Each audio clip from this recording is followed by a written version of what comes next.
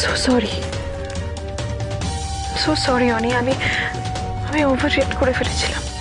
আসলে আমি না, আমি একটু টেনশনে পড়ে গেছিলাম। তোমরা কেন এত লেট করছো, কেন এত।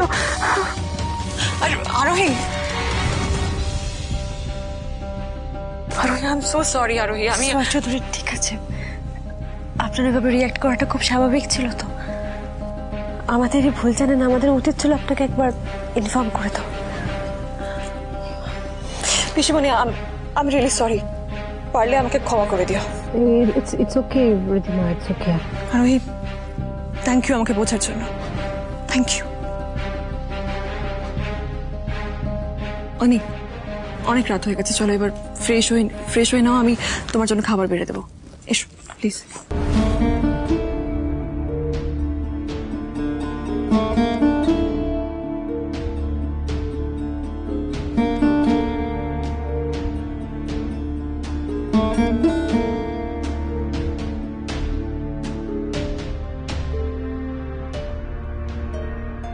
আরোহী, আর কোথায় পিসিমণি? ও কি ঘুমিয়ে পড়েছে?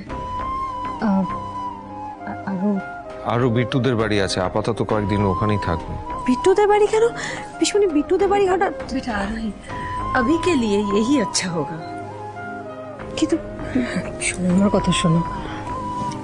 এমনি তো এই বাড়ির এখন যা পরিস্থিতি, তাতে বাচ্চাটা কদিন বরং বিট্টুদের ওখানেই থাক, ওখানে ও আনন্দে থাকবে, তুমি চিন্তা করো না। আমরা সবাই কদিন পরে গিয়ে ওকে আবার নিয়ে আসবো। তুমি এক কাজ করো, তুমি তোমার ঘরে যাও, আমি শুরু কাকাকে বলে তোমার খাবার ঘরে পাঠিয়ে দিচ্ছি। হ্যাঁ, আর ঠিক আছে, তুমি চিন্তা করো না। चलो भास्कर।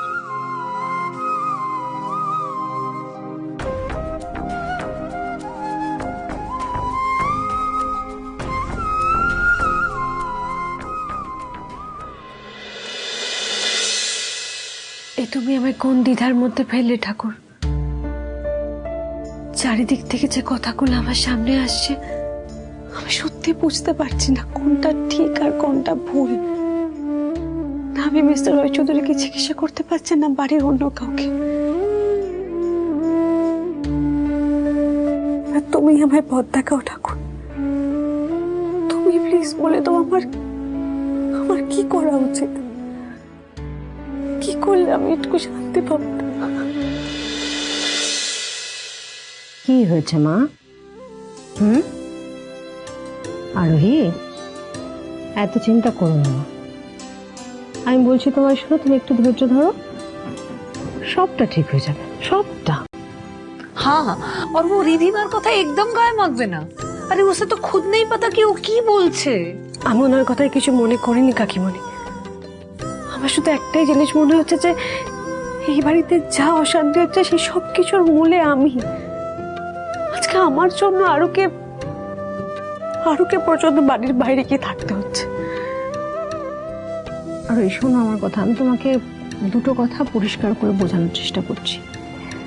প্রথমত, এই বাড়িতে যা কিছু হচ্ছে না, তার কোনোটার জন্য তুমি রেসপন্সিবল নও, তোমার জন্য কিচ্ছু হচ্ছে না, কিচ্ছু না। আর দ্বিতীয়ত, আমরা সবাই মিলে তোমাকে একটা কথা বারবার বলছি না, যে একটু সময় দাও, দেখবে আস্তে আস্তে তুমি সবটা বুঝতে পারবে, সবটা। আর সবসময় একটা কথা মনে রাখবে, যিনি আমাদের বিপদের মধ্যে ফেলেন, তিনি নিজেই বিপদ থেকে বেরোনোর রাস্তাটাও আমাদেরকে বলে দেন।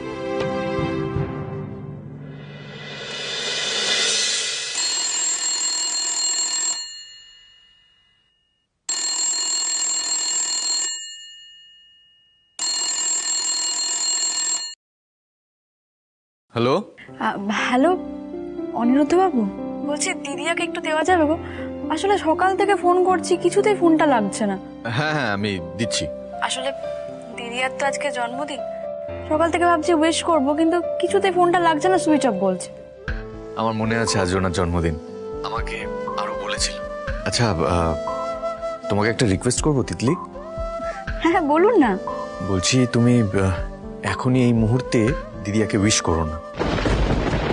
উইশ করবো না? অ্যাকচুয়ালি আমি ওনাকে একটা সারপ্রাইজ দেবো আজ। পুরো প্ল্যানটা আমি তোমায় পরে বলছি, কেমন? তুমি আর টুবান আজকে সন্ধেবেলায় আমাদের বাড়িতে চলে এসো, ওকে?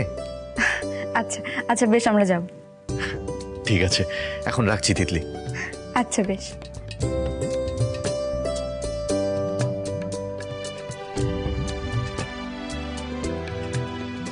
এবার তাহলে আরুর সিলেক্ট করা ওনার জন্মদিনের গিফটটা অ্যারেঞ্জ করতে হবে।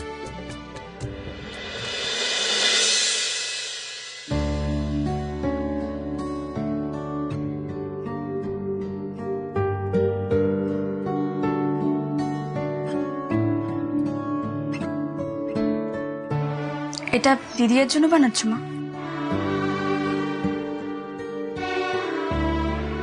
আজ মেয়েটার জন্মদিন। প্রতিবার মেয়েটাকে আমি আমার নিজের হাতে পায়েস বানিয়ে খাইয়েছি, কিন্তু এবার দেখ, পায়েস খাওয়ানো তো অনেক দূরের কথা, একটু যে চোখের দেখা দেখবো, কথা বলবো, সেটুকু উপায় নেই। আজ বিকেলে আমরা অনিরুদ্ধবাবুর বাড়িতে যাব মা। অনিরুদ্ধবাবু দিদিয়ার জন্মদিন উপলক্ষে কিছু একটা আয়োজন করেছে, তুমি চাইলে কিন্তু আমাদের দিতে পারো, আমরা পৌঁছে দিতে পারি। না না, দাদা জানলে আবার রাগারাগি করবে। রাগারাগি কেন করবে মা? আর তাছাড়া জ্যাঠান তো আজকে প্রত্যেকবারের মতন দিদিয়ার জন্মদিন উপলক্ষে ওই রাস্তার ফুটপাথের বাচ্চাগুলোকে খাওয়াতে গেছে। আর আমরা যদি দিদিয়ার জন্মদিন পালন করতে চাই, এটাতে দোষের কি মা? দেখ টুবান, তোদের জ্যাঠানি কিন্তু আমাকে এই পায়েসটা বানাতে বলেছেন। দাদার বুকটা ফেটে যাচ্ছে, দাদা মুখে কিচ্ছু বলছেন না। মেয়েটার জন্য এত কষ্ট পাচ্ছে, তবু একটা বারের জন্য মেয়েটার সাথে কথা অব্দি বলছে না। আচ্ছা মা, আজকের দিনে দিদিয়াকে এই কষ্টটা দেওয়া কি খুব দরকার ছিল? ও জন্মদিনটাতে একটু আনন্দ করবে, একটু তোমার হাতের পায়েস খাবে। আচ্ছা, যে মেয়েটা রোজ আমাদের থেকে, আমাদের পরিবারের থেকে দূরে এতটা কষ্ট পাচ্ছে, সেই মেয়েটার আজকের জন্মদিন উপলক্ষে আমরা কি ওর জন্য কিছু করতে পারি না? আচ্ছা নিয়ে যাস, কিন্তু তোদের বাবা জ্যাঠান যেন কেউ না জানতে পারে। আমি চাই না এটা নিয়ে বাড়িতে আর কোনো অশান্তি হোক। তুমি একদম কিছু চিন্তা করবে না, আমরা ঠিক পৌঁছে দেবো। তুমি শুধু পায়েসটা আর তোমার হাতে বানানো মিষ্টি আর ওই আচারটা কিন্তু মনে করে দেবে।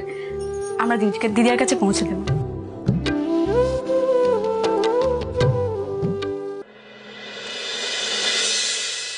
কিরে, কি শুনছি? হানিমুন তো আবার বিদেশে? তো বলছিটা কি, উনি নিজে টিকিট কেটে এনেছে। কাকাই, পিসুমণি, কাকিমণি, কোথায় তোমরা? এদিকে এসো একবার। কাকাই! আরে আরে কি হয়েছে? বাপরে বাপু, ফের কথাবার্তা বলতে দেবে মানুষের, কি হয়েছে? বলছি আমি একটা দারুণ প্ল্যান করেছি। তোমাদের সবার সামনে আমার একটা প্রপোজাল দেওয়ার আছে আজকে। ও বাবা, বল। বেশ অনেকদিন হয়ে গেল আমরা কিন্তু বাইরে কোথাও যাইনি। একটা ছোট্ট আউটিং এ। তাই ভাবছিলাম আজকে যদি আমরা সবাই মিলে বাইরে বেরিয়ে শপিং করে, ডিনার করে, একটা ভালো ফিল্ম দেখে বাড়ি ফিরি।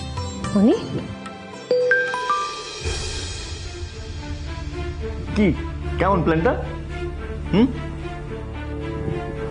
হ্যাঁ হ্যাঁ। কি ব্যাপার, অনি হানিমুনের টিকিট কাটছে, ঘুরতে যাওয়ার কথা বলছে, তাহলে কি অনি সত্যি পাল্টে যাচ্ছে? হ্যাঁ হ্যাঁ অনি, এটা তো অনেকদিন পর এরকম একটা অফার। ভালো হবে, কিন্তু মজা হবে, বলো? হ্যাঁ, তার জন্য তো আমি প্ল্যানটা করেছি। ইনফ্যাক্ট আমি অফিসের পরে তোমাদের সবাইকে ওখানে জয়েন করে নেব। হ্যাঁ, এই রে, না plan is really good, but the problem is যে আমাদের একটা কাজ আছে, জানিস তো। ওই আজকে তো আশ্রমে যেতে হবে, ওই বস্ত্র বিতরণের যে ব্যাপারটা, সেটা এই মাসেই সেরে ফেলতে হবে। তাই দাদা আজকে একটু দেখা করতে বলেছিল, তো আমাদেরকে ওখানে যেতে হবে। হবে না আমাদের তো। আরে এই তো দেবাংশু, বিদিশা, ওরা তো ফ্রি আছে। রিধিমা, ও এত এক্সাইটেড, আমি ওর মুডটা স্পয়েল করতে চাই না। তুই ওদেরকে নিয়ে চলে যা। নো ইস্যু, কোনো চাপ নেই, আমরা বাকিরা সবাই যাই না। কি বলছো নো ইস্যুস? পিসিমণি চলো না, তোমরা সবাই চলো, মজা হবে। এতদিন পর যখন অনি একটা প্ল্যান করেছে, সেটাকে কিন্তু গ্র্যাব করা উচিত আমাদের সবার। ইয়া দ্যাটস ট্রু, বাট পিসিমণি যান না, সবাই মিলে ঘুরে আসুন, মজা হবে। ওরে মা, আমার কি আর ইচ্ছে করছে না? আমি জানি যে খুব আনন্দ হবে, কিন্তু উপায় নেই, আজকে যেতেই হবে আমাদেরকে।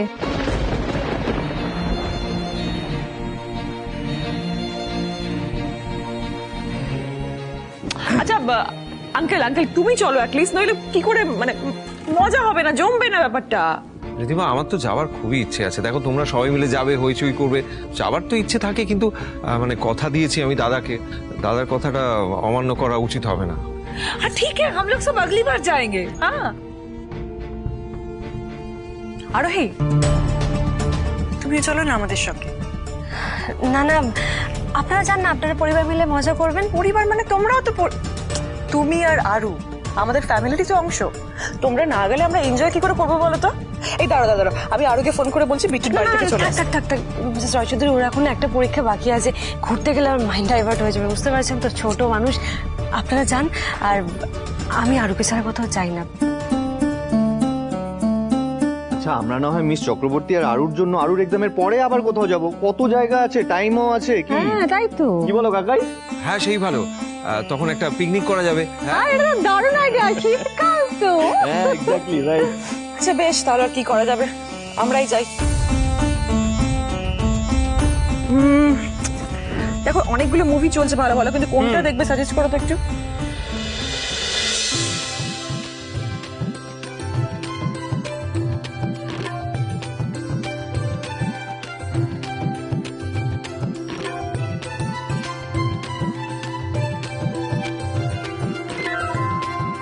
আরু বেটা, এদিকে সব ব্যবস্থা হয়ে গেছে, আর গিফটটাও আনানোর ব্যবস্থা আমি করে নিয়েছি। ঠিক আছে, কোনো চিন্তা নেই বেটা, তোমার মহম্মদের বার্থডে ধুমধাম করে সেলিব্রেট